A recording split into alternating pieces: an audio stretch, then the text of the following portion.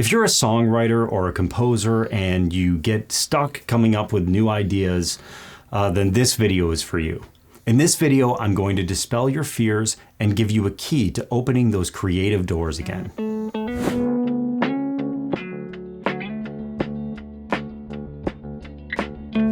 When you sit down at your instrument, what do you play? Do you practice scales, arpeggios, read through sheet music, or do you just play? As a composer and songwriter who's written over 400 songs in over a dozen different genres, I sometimes find it hard to know what to write next. Sometimes it feels like there's really nothing left to explore musically at all, and it's really just about textures. Maybe there really are only so many progressions you can explore, and the rest is about the instrumentation, the arrangement, and textures. There's definitely some merit to that. But what if you really love music theory, and you love exploring different harmonies, different chord progressions, and just the actual notes? Maybe you dive into reharm, where you're using different bass notes over different chords to really explore what's harmonically possible. Or maybe you're the opposite. You're so deep into the theory that you want to get out of that and just explore more naturally. Today we're going to look at an example that's going to take you more out of that land of theory and perhaps expand your possibilities of creativity a little bit more.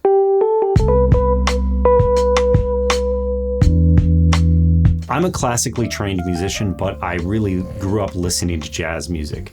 And jazz music is my favorite type of music to listen to, or at least jazz-influenced music. You know, R&B certainly now falls into that category, or neo-soul, you know, those types of music, and especially with lo-fi hip-hop, you know, that is definitely something that is completely influenced by jazz music. If you're like me and you're listening to these old jazz standards, or maybe you're listening to lo-fi jazz, or you're even writing that type of music, Jacob Collier, Rob Arroyo, Anomaly, there are so many new jazz musicians that have a really wide vocabulary and are writing some really interesting things. When you listen to this type of music, do you ever notice certain types of patterns? And do you ever wonder how a composer gets from one idea to another? Like, for instance, from an A section to a B section. To start exploring this, you have to know a little bit of jazz theory. The foundations of jazz are based off the 2-5-1. You may have seen this in 100 different videos, but we're just going to review it really shortly here. So, in the key of C, the 2 is D, the 5 is G, and the 1 is C, right?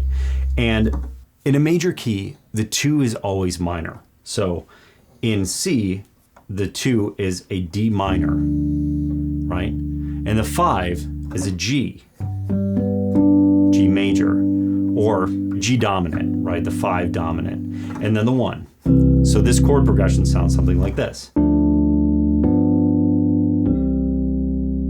And it's very natural, those chords pull together nicely. And if you really want to jazz it up, you might add some extensions, such as a 7th, a 9th, 11th. You know, you can go really as far as you want to with this. So let's play it with 9ths, and let's use a sus chord instead of the dominant. That sounds like this.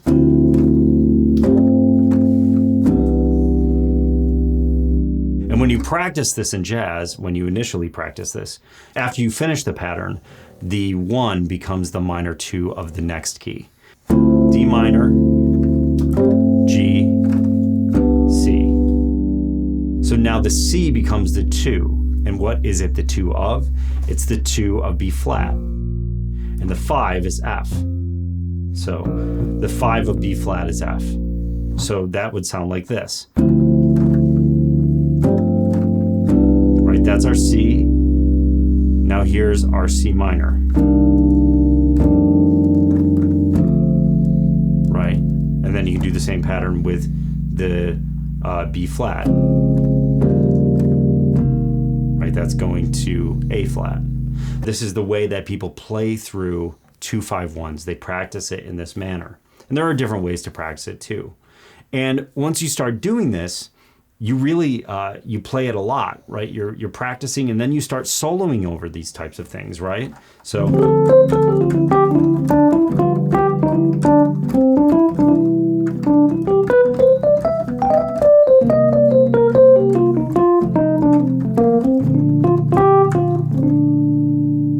right? You start practicing soloing over these things, and you play that a lot. You play through these things a lot.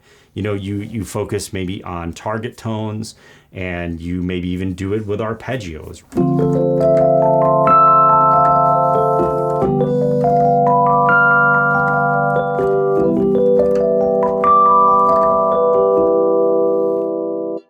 When you're doing this often and you're practicing without an agenda, what ends up happening is you end up playing the same things over and over again.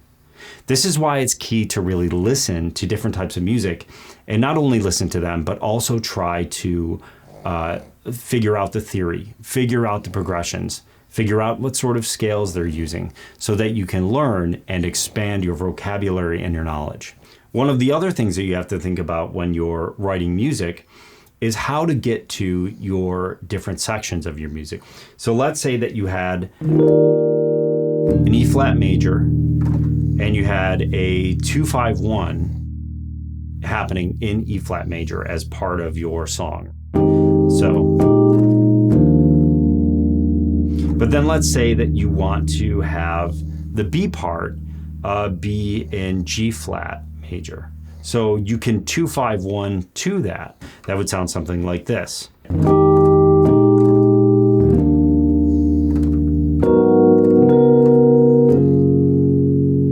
now we're in that new section where we've successfully transitioned to G flat major from E flat major. And these two keys are not closely related.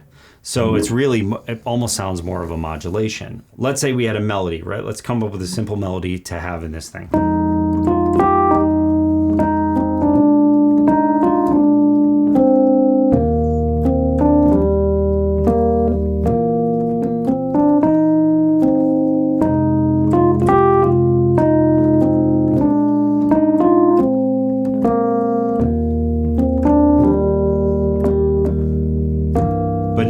To get to the new key, right? Or to the second part. We need to now make a melody over that 2-5-1.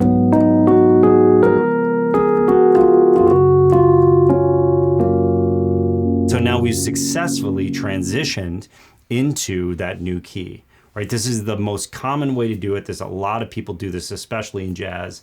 This is how it's done. And sometimes you stack this. Stevie Wonder used to stack these on top of each other constantly, 2-5-1, 2-5-1, or 5-1, 5-1, 5-1, to a different new key within sections, right? So this is a really common way to do it. And you can do things like tritone substitutions, which is really just taking your 5. So in the key of, we were doing that A flat minor to D flat 7, or in this case D flat sus, to G flat major 9. So that was what we were doing here. But if you want to do a tritone substitute, what you can do is substitute the 5 chord with its tritone. So the tritone is G. So that would be a G7 chord is what we can use instead of that 5, and what it does is create some chromaticism and just something a little bit more interesting. So that would sound something like this. Get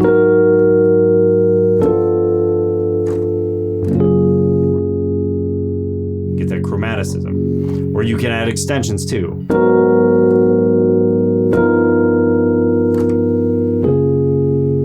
So there's all kinds of ways that you can use these 2-5-1s to get to different parts of your song or different keys. Now, let's say that you're already there and you've been doing that for a while and you're stuck. You're in this loop using 2-5-1s and it's nice and you can do a lot with it and it sounds great. But what if you want to explore something else? Like a punk musician, they might not know anything about theory at all and they are just playing, a 1 and a 5 to get to different parts of the guitar. That's typically what they're doing, is playing a stringed instrument. How do we get kind of back to that mentality where we're willing to explore a little bit more? In the next section, we're going to talk about a song that does something really interesting to get from one section to another.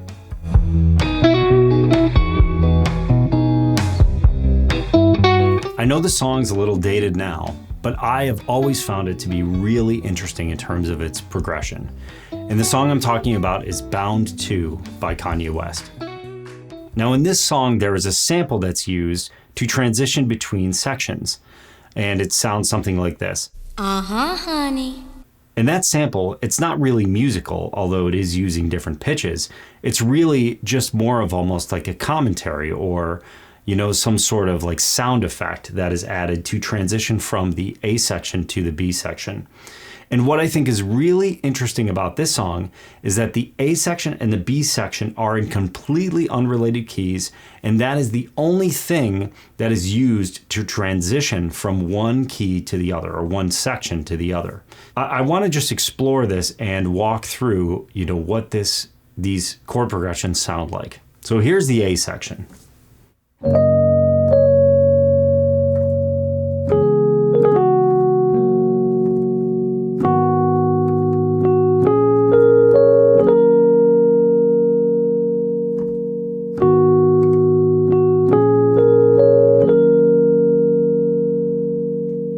So that's the A section, right? Or at least that's what there's another sample in the background playing that melody. It goes, ah, and this whole thing is sampled anyway, but it's still really very interesting. And some of the most interesting music comes out of hip hop anyway, or at least the interesting chord progressions. So let's talk about these chords, right? What's happening here? So what this is a G flat major chord. This is our 1. So the next part is a 2-5-1 with a deceptive cadence, and that is getting us basically to A flat minor. So what we have is a D flat minor to a G flat dominant. And instead of going to B major, which is the 1 of that 2-5-1 progression, we go to its relative minor, which is basically a minor third down from the key that we're trying to get to, right? So in this case, it would be A flat minor. So that sounds like this.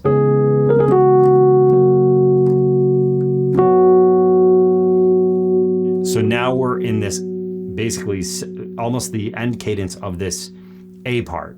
In this part, he goes from A flat minor to B flat minor, and then to E flat minor. So what is that? What we really have is a minor 4-5-1, which is really closely related to a 2-5-1. So it sounds something like this.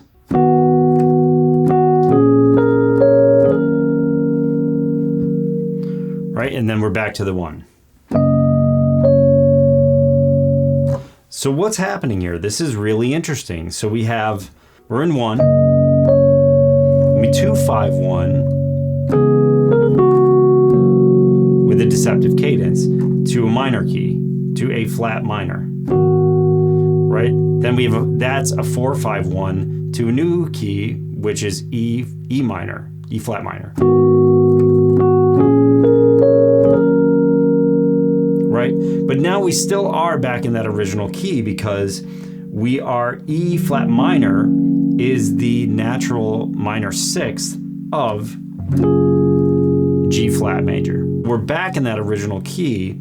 He's just using different chords within that key, but he took us out of it for a very brief period, just so that we could have something interesting there to get back to our cadence, really, for that phrase. The other thing I want to talk about here is that getting back to the 1, he does not use a 2-5-1. It's not like he ends up on this E flat minor and then he 2-5-1s back to the G flat major. That doesn't happen. Instead, he just goes directly from this minor 6 chord right to the 1. Right back to this. But the really interesting thing that happens is when he goes to the B section of this song, which is a completely different musical idea in a totally different key. And he does not use anything but that sample that we discussed earlier to transition to it. For the B section of this song, Kanye goes right to something that was completely built by him and his production team.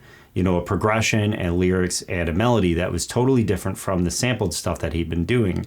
And he uses some synth work and another singer to really pull this off. But after the Honey sample, we're going from G flat major to E flat major, which is a completely different key, and he has a totally kind of unrelated melody to what was happening in the verses where he was rapping. And that sounds something like this.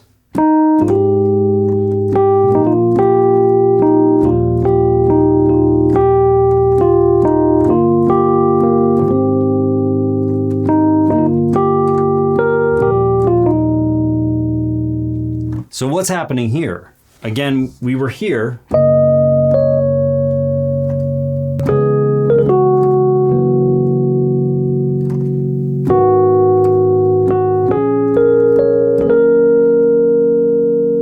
And then we came here.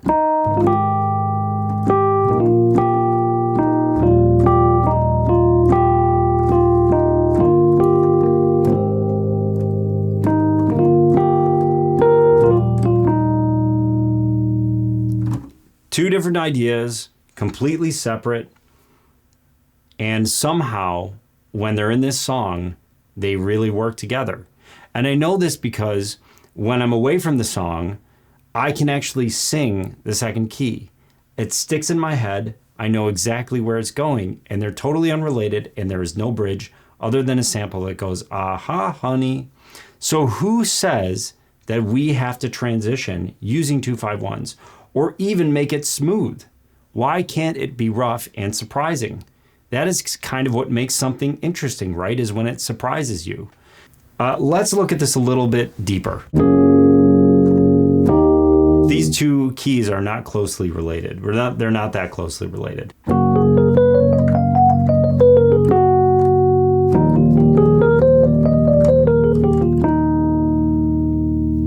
It definitely sounds like a modulation. So what's happening in this part? We have A flat major, B flat major, and then he's to A flat major, or E flat major.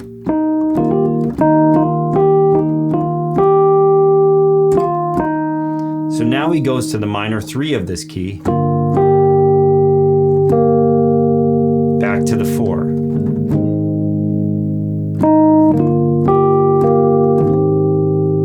Really nice sound. That's my favorite part of the entire progression. Then he repeats.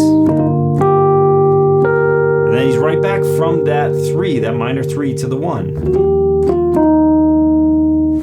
Just a quick correction. When I filmed these sections, I was transcribing from memory. After reviewing the song, I realized that the last chord of the B section is actually a B flat major, rather than the E flat major that I'm playing here.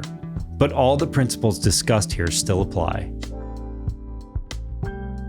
The reason I think this is so interesting is because if you're a songwriter or composer, you do not necessarily have to use any sort of transition chords to get from one idea to another.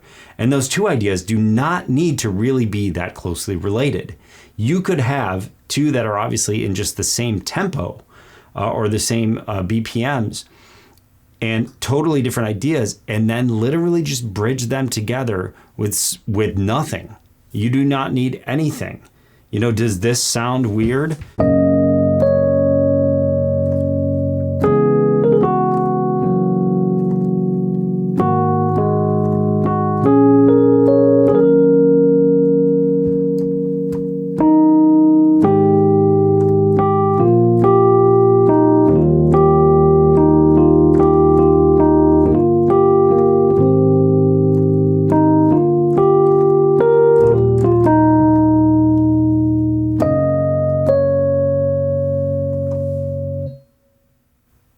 Do you really need a bridge? I think it sounds great. If you like this type of content from my channel, please like, comment, and subscribe. And we'll continue to explore more interesting musical concepts like this. Also, check out my new single Flight, which you're listening to now. It's available on all major platforms, including Spotify, Apple Music, and more. That's it for this video. Thanks for watching, and take care.